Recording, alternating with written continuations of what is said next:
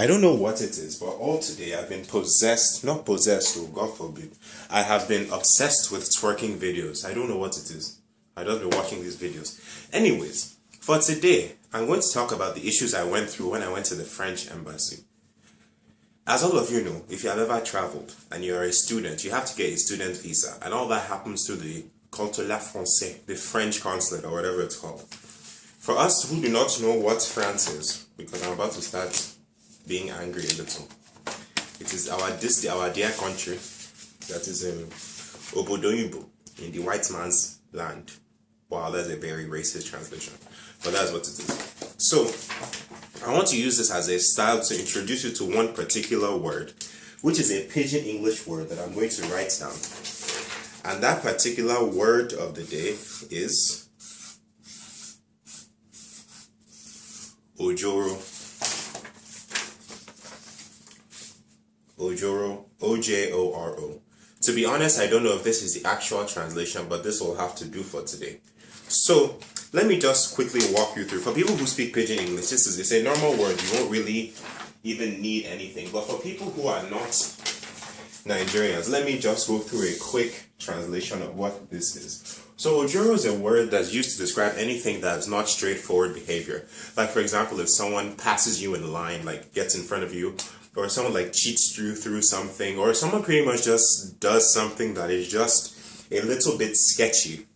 You can use this and call it Ojoro, or you can call it Konakwana, or you can call it not being straightforward.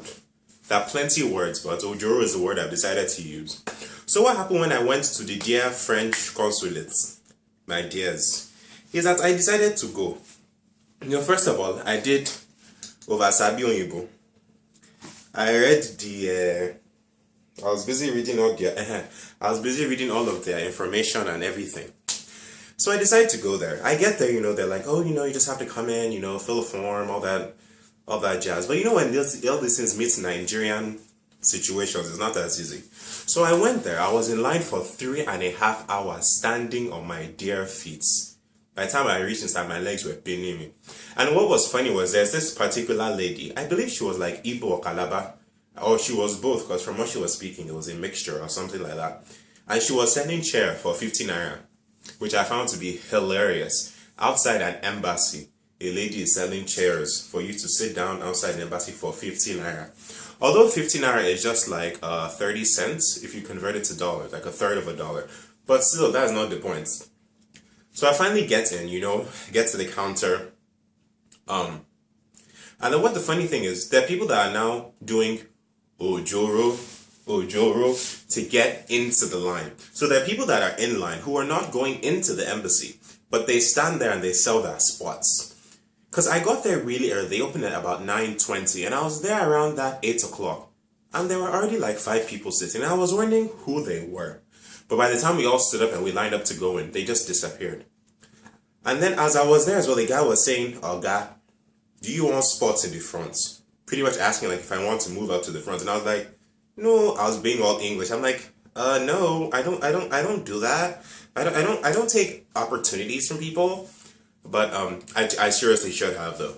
But but yeah, that was that. And then by the time I finally got in, there are people that are like not even in the line, that are like coming, doing Ojoro, bribing the police in order to get in, and they let them in stupidly. So I finally get inside. I'm there, and what I didn't like was how they now really called people. Like, for example, if you have a numbering that you say number 1, deal number 1, number 2. But how they were doing it was they were like, number 1, 2, 3, 4, 5, 6, 7. And then everyone's like, what? So then people are now like pushing, trying to get in front instead of just following the order. It was just really weird. So yeah, that was that. I finally did my thing. I had to go back like 4 times. I went once. There was no network, of course, because it's Nigeria.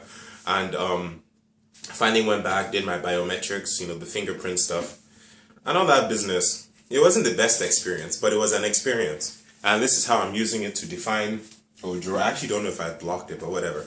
This is how I'm defining Ojoro. Thank you guys for watching. Have a nice day. Hopefully I'll have a very Nigerian themed video coming up soon. I honestly need to go find a newspaper so I can see something that I can talk about. Bye.